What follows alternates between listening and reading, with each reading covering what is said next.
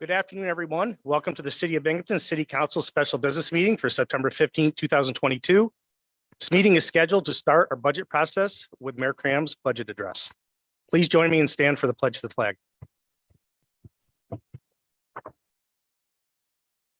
Pledge allegiance to the flag of the United States of America, to the republic for which it stands, one nation, under God, indivisible, liberty, and justice for all.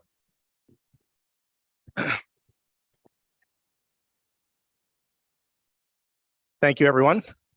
I'd ask our city clerk to please do a roll call for us for the city council members.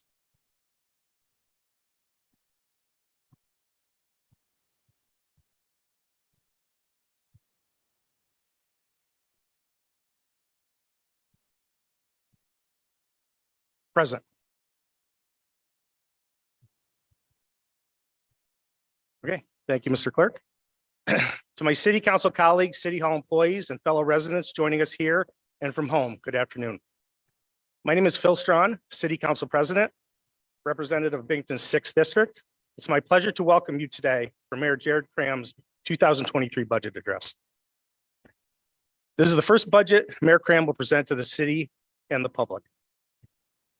When I endorsed Mayor Cram, I said that he'd be ready on day one, and while he's been in office for just 8.5 months, Mayor Cram has given us some idea what we can expect today.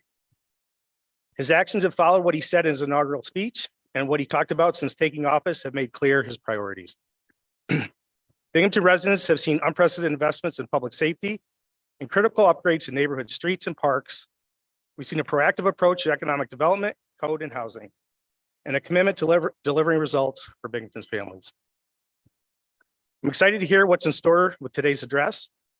On behalf of my colleagues on City Council, I want to thank the mayor and his team at City Hall, especially Chuck Shager, Lori Clift, and their teams specifically for their hard work preparing this budget.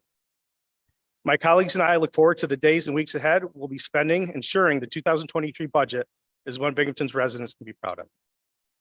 It's my pleasure now to introduce the 51st mayor of the City of Binghamton, Jared M. Cram.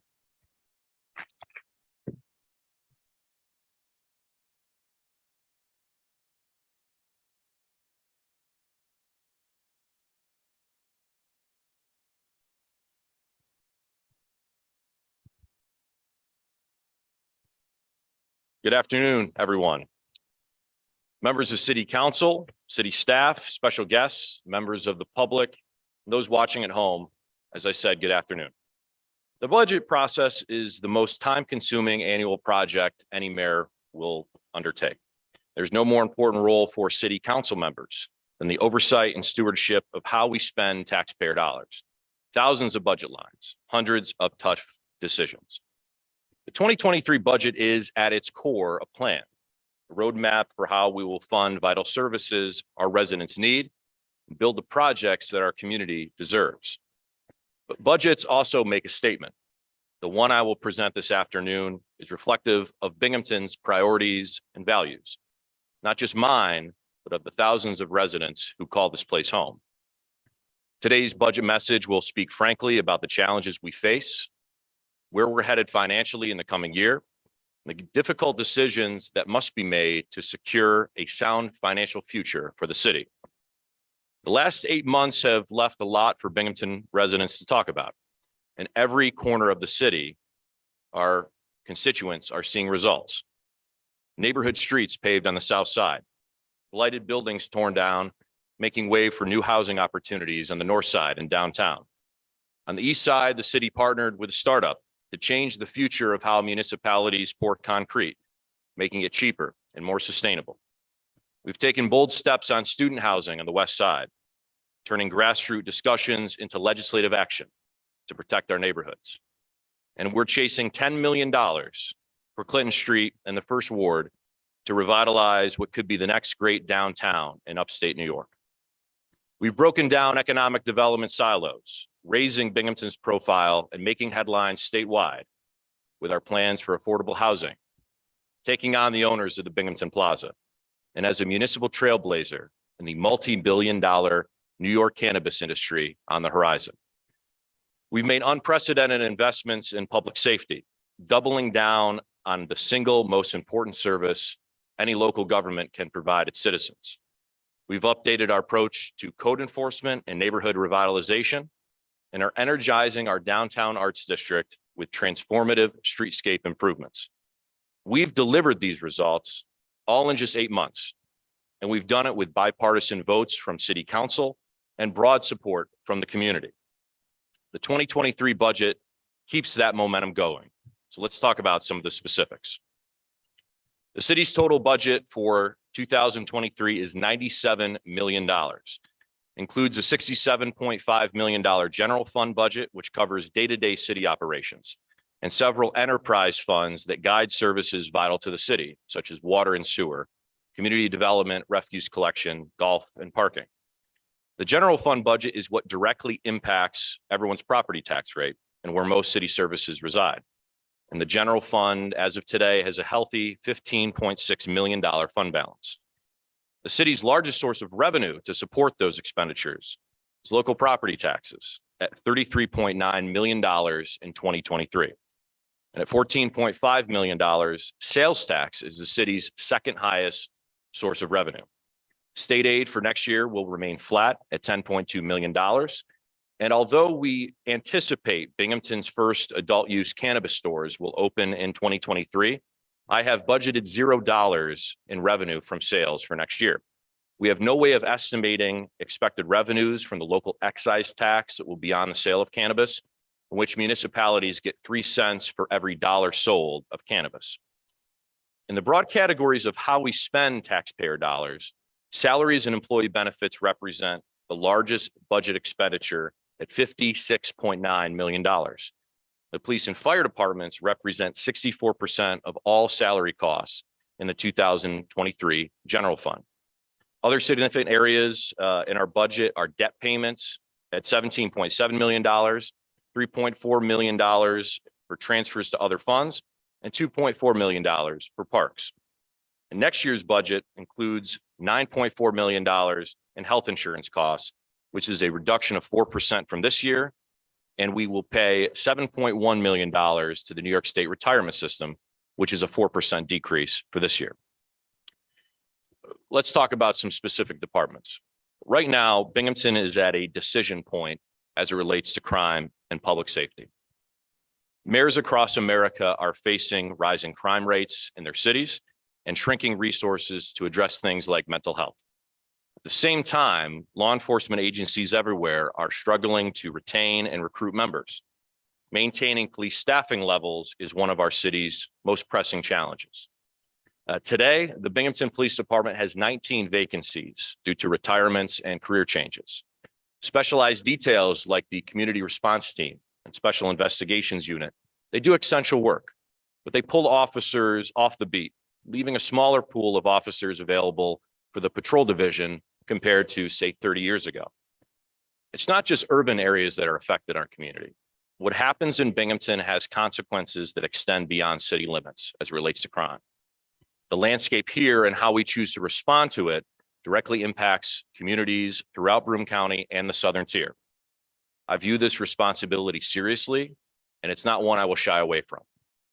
Our future will come down to one of two choices. Either we accept this as the new status quo, or we respond in kind and meet our challenges with action. And let me be clear, Binghamton chooses action. We won't be indifferent to a changing landscape of crime or wash our hands of an issue because local lawmakers didn't cause it. Instead, we will respond by investing in the measures we know make communities safer. That starts with filling every vacant position in the Binghamton Police Department and being aggressive in recruiting a broad and diverse candidate pool. In a good scenario, the next police test will yield 19 strong candidates who will bring the Binghamton Police Department back to full staffing. In a best case scenario, the test will yield even more quality candidates worthy of hire. And if we can hire them, we should. I'm pleased to announce that Binghamton's 2023 budget adds 3 new police positions, partly funded by grants. These positions would bring the size of the police department to 145 sworn members, which is the largest in more than a decade. We know the continuum of public safety is not limited to police on the street. It's not as simple as more cops equal less crime, but staffing levels are the foundation of a strong police department. A fully staffed department means more resources for community policing, fewer patrol shifts that are stressed then responding from call to call, improved morale for officers, and better retention, especially for our most experienced officers. And beyond personnel in the 2023 budget, we'll continue to make investments in other public safety areas, including our support for data-driven 21st century policing that sets Binghamton apart in upstate New York. Earlier this year, I announced the city would allocate $1 million to reduce gun violence in Binghamton. The money is supporting community policing efforts and other evidence-based strategies, prevention, and other enforcement efforts through the Southern Tier Crime Analysis Center. I've heard from residents thrilled to see bike patrols in their neighborhood for the first time ever. And we're hopeful on a number of different state and federal grants that would help fund new training, new vehicles, equipment, and other resources. We're aggressive in pursuing these grants to support not just the police department, but to keep the community safe without overburdening the taxpayer. For the fire department, just a few weeks ago, I welcomed 12 new academy recruits to the Binghamton Fire Department. The graduating class included 4 women, more than any other class in the history of the fire department. That's a historic accomplishment that signals real progress.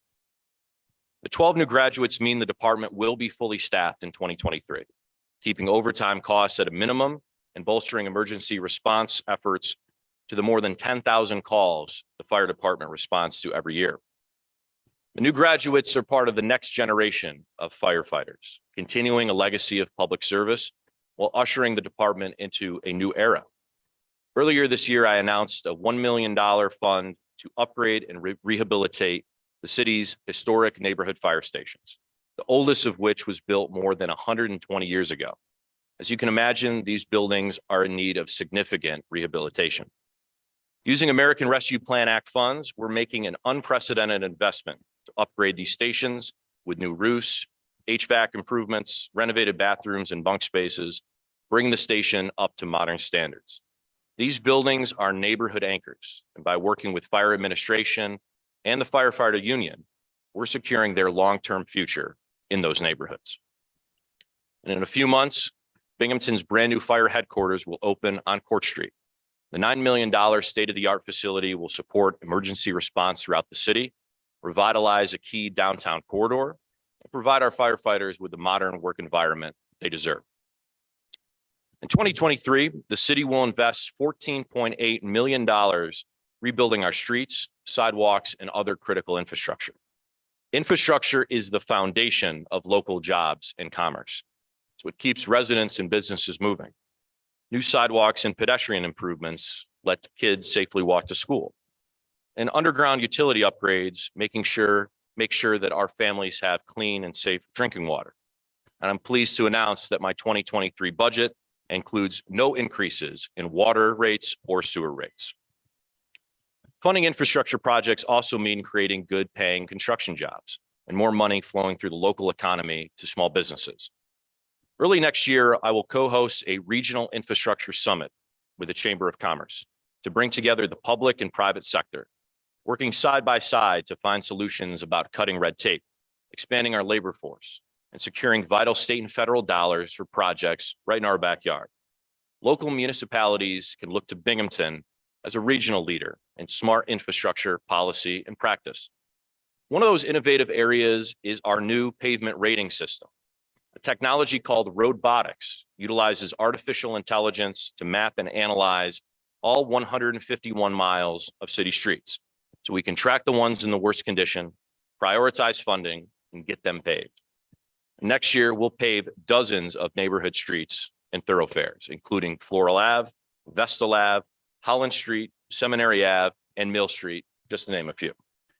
We're funding the second phase of a transformative streetscape improvements in our downtown with $2.5 million allocated for upgrades on Washington Street, Henry Street, and Water Street to grow our walkable arts district. And we'll also begin designs to reimagine Memorial Bridge, which connects downtown and Riverside Drive.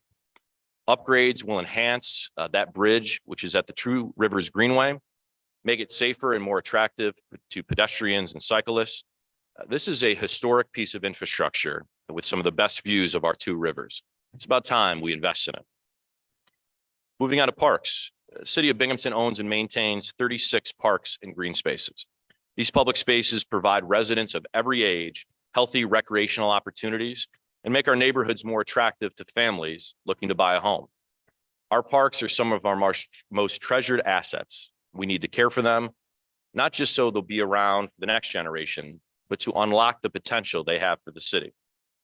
On the south side, the city will advance a multi-million-dollar project to upgrade Conlon Field, replacing the flood-prone playing surface with artificial turf. The beloved baseball field at MacArthur Park has hosted special moments for generations of kids who look forward to playing there every year under the lights. But flooding issues have caused countless headaches for parks maintenance staff and led to unfavorable playing conditions. A new flood-resilient turf will make Conlon Field our region's premier amateur baseball field. It can also be used for soccer, football, lacrosse, and other sports in the off-season. I've spoken to Councilman Joe Burns, who is in full support of this investment in his district. And I will say, a year ago, myself and Councilman Burns happened to be on opposite sides of a political campaign. But in the months since my taking office, you would never know it. Councilman Burns has demonstrated a sincere approach to working together and getting things done on behalf of the city. It's a true mark of a public servant, and I'm likewise committed to helping the South Side succeed. So Joe, thank you for putting the residents above politics. Early last year, the city changed the management structure at the Ely Park Golf Course, hiring a national golf management firm to handle operations. The results have been overwhelmingly positive. Our municipal course is on pace to host more than 25,000 rounds in 2022. That's a significant number of folks coming to the city of Binghamton. And Ely Park is, safe to say, one of our region's most popular public outdoor destinations. First Ward Park is a very special and historic place. It provides affordable, accessible recreational opportunities for our community, especially for Binghamton seniors. The course has even more unlocked potential in contributing to golf tourism, which is an innovative marketing effort led by our Chamber of Commerce that attracts tour groups from across the Northeast to play at local golf courses. These golfers lodge multiple nights in downtown Binghamton, spend their dollars at local restaurants and our small businesses. By making upgrades at Ely Park and supporting this new management, we'll continue to raise Binghamton's profile as a Northeast golf destination, provide residents an affordable public course for generations to come. Next year, we'll also begin the process of reimagining the Parlor City Commons, crumbling and underutilized public space in our urban core between Washington and State Street. New lighting, landscaping, and other upgrades will make the space safer and more attractive. And as downtown Binghamton continues its revitalization, our public spaces should build on that momentum, not detract from it. Next year's budget also includes a new public works position dedicated to downtown beautification and keeping things tidy. A busier downtown will mean a stronger local economy. We should be doing more to make sure downtown is a place visitors want to come back to and residents are proud of. The 2023 budget also adds resources to improve maintenance of code-cited properties and city-owned vacant lots. 2 new full-time positions in the Parks Department and new equipment will help the city respond more quickly to high grass violations and other code issues that are bringing down our neighborhoods. Residents deserve to feel safe in their neighborhoods and in their homes. And right now, too many of Binghamton families live in substandard housing. A shortage of quality, affordable housing in Broome County forces many residents to choose between housing they can afford and housing that's safe. That's unacceptable. Supporting new housing development in Binghamton was a pledge I made during the campaign, and one we're already delivering on. Just a few weeks ago, we announced a $24 million mixed-use housing project on Henry Street near Mirabito Stadium. The Stadium Loft project will build 70 units of workforce and affordable housing, some earmarked for artists who will live right near the heart of downtown Binghamton's Arts District. And as I speak, there are hundreds of affordable units in the city of Binghamton's project pipeline, totaling conservatively tens of millions of dollars in new investments. And each of these projects will add to the city's affordable housing stock. We're using our allocation of federal funds and local property tax incentives to leverage millions of dollars in private money and state support to make these housing projects a reality. It's the most effective way we can use grants like ARPA and other federal entitlement funds to develop new housing. In affordable housing, like many of the issues I've outlined today, Binghamton is responding to a crisis that exceeds our borders, but it will not sideline City Hall. Instead, we're taking a proactive role helping fund, plan, and break ground on these critical projects, setting an example for other municipalities in the process. Binghamton is leading on other housing issues too. Last month, the city welcomed its first ever housing prosecutor, a new position we created to go after slumlords and serious repeat co-offenders. It's hard to overstate the impact housing has on families, especially on the outcomes of young people. Without a safe, decent place to call home, it's nearly impossible for students to focus on school or maintain a healthy lifestyle. Bad landlords don't just affect renters, they hurt entire neighborhoods, dragging down surrounding property values and draining city resources like code enforcement and police. They also make it harder for good landlords who play by the rules. This new housing prosecutor is focused on holding these bad actors accountable and is funded in the 2023 budget, heading up enforcement of the city's reformed lockdown law, prosecuting illegal commercial activity, and other quality of life matters. Each year, the city stewards roughly $3 million in federal funding through the U.S. Department of Housing and Urban Development to support community development projects, reduce poverty and homelessness, and grow affordable housing opportunities.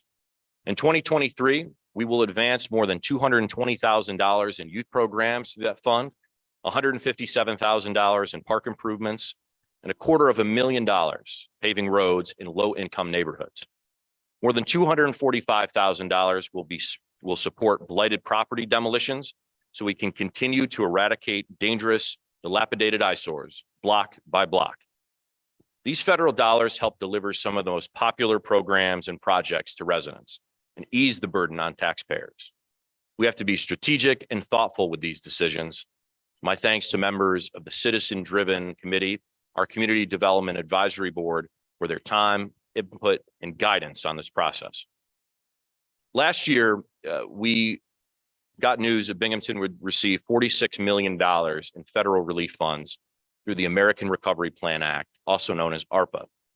As far as I'm concerned, this was just a down payment to American cities like Binghamton after decades of disinvestment by the federal government. With this funding, we've allocated millions for projects like upgrading the city's water network to ensure safe, quality drinking water. We spent it on hazard pay for essential workers, childcare for families living paycheck to paycheck, and cybersecurity infrastructure here at City Hall. As I mentioned earlier, the city is also using millions of dollars in ARPA to support affordable and senior housing projects across the city. $6 million was earmarked for these projects in previous years, and we're committed to making more money available to meet the demand and support projects in the pipeline. We'll also use $2.5 million of ARPA funding next year to replace more aging water and sewer infrastructure. And today, I'm announcing a new $1 million youth fund to support programs and services for Binghamton children and teens. An investment in our youth is a direct investment in our future. A portion of the funds will support a new partnership with the Binghamton City School District to provide trauma-informed care and violence intervention.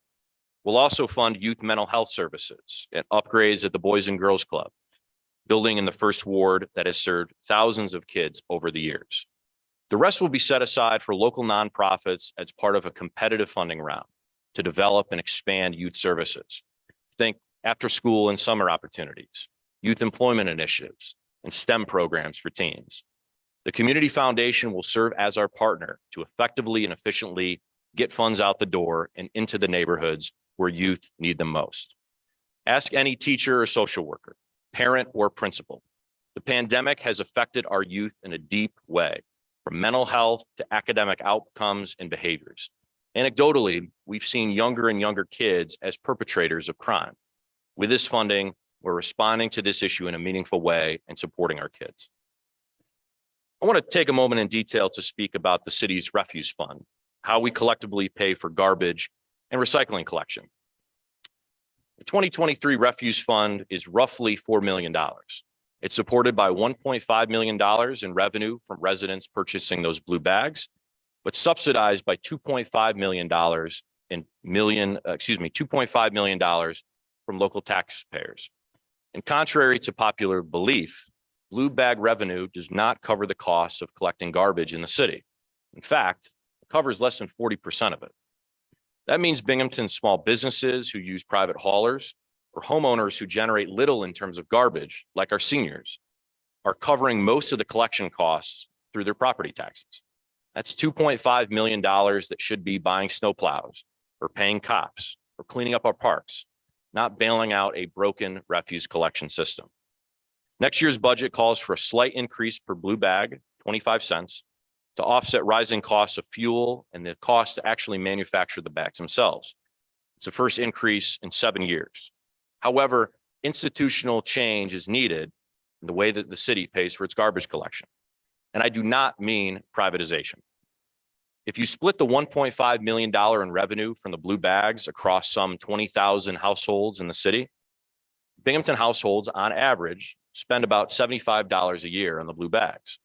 Even when you include the taxpayer subsidy, it's still only $200 per household per year. And outside the city of Binghamton, households are paying private haulers sometimes more than double that for refuse collection. That includes many services that don't come as frequently as the city's once-a-week pickup. And some haulers have extra charges for yard waste collection. In the city, it's free. The issue is not with our dedicated sanitation crews who are working in 90-degree heat and sub-zero temperatures, but rather the issue is finding a fair way of paying for refuse collection that benefits everyone, reduces our property tax burden, and ensures cleaner neighborhoods in all parts of the city. I do not have those answers today, but I ran for mayor to be a problem solver. And over the next months and years, it will be my focus to deliver solutions on this issue. Finally, let's talk about property taxes. I'm pleased to announce that in 2023, the city of Binghamton will have no property tax increase.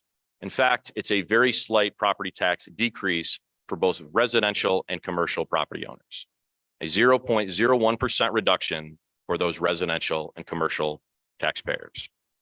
Next year's budget puts the city's constitutional tax limit at under 80%. A decade ago, this number was dangerously high, in the low 90s. Our community has needs just like any other. And as it's always the case in local government, the wish list that we have exceeds what there's funding for. And too often, local leaders go to taxpayers again and again and again, asking them to shoulder more of the cost. I simply won't do it.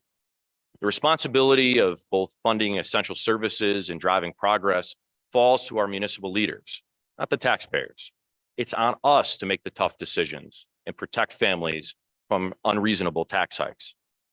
Binghamton cannot expect to compete in job creation, population growth, and economic development if we do not have a competitive property tax rate. When I took office at the beginning of this year, I knew holding the line on taxes would be a challenge with inflation and economic uncertainty. Those circumstances also underscored the urgency behind our goal. With families facing costs rising in every other aspect of their life, we needed to step up and deliver for them. Some final thoughts this afternoon. The 2023 budget took considerable time to compile. My sincere thanks to the department heads, the entire finance team, led by Chuck Shager and Lori Clift, and Mayor's office staff for their efforts. Please join me in thanking them.